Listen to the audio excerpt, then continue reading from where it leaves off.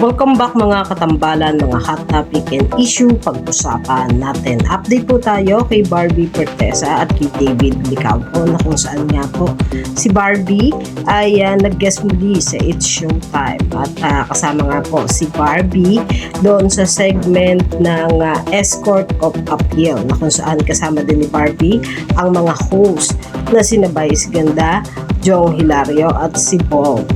Makikita naman ang husay nitong si Barbie sa pag-host sa It's Showtime at makikita rin na nag-enjoy talaga itong si Barbie sa pag-host niya sa It's Showtime at game na game din ito na nakipagpulitan sa mga contestant ng Escort of Appeal. Opening pa nga lang ay nagsayaw na si Barbie kasama nga si Vice Ganda at nag-post din si Barbie sa kanyang social media account ng suot nito sa It's Showtime na napakaganda nga nitong si Barbie Fortesa. Simple, ngunit lutang na lutang talaga ang kagandahan nitong si Barbie.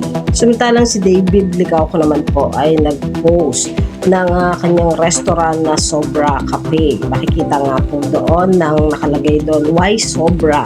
Na kung saan nga po ay nagkakat ng ribbon. At pinakita din ni David ang masasarap na dishes ng Sobra Cafe.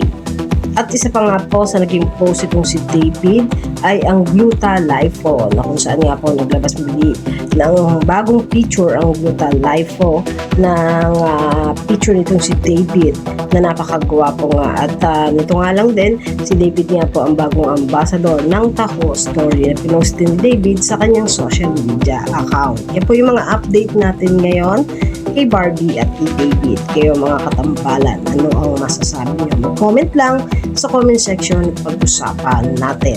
Yan ang mga hot topic and issue dito lamang sa Tambalang Chiki.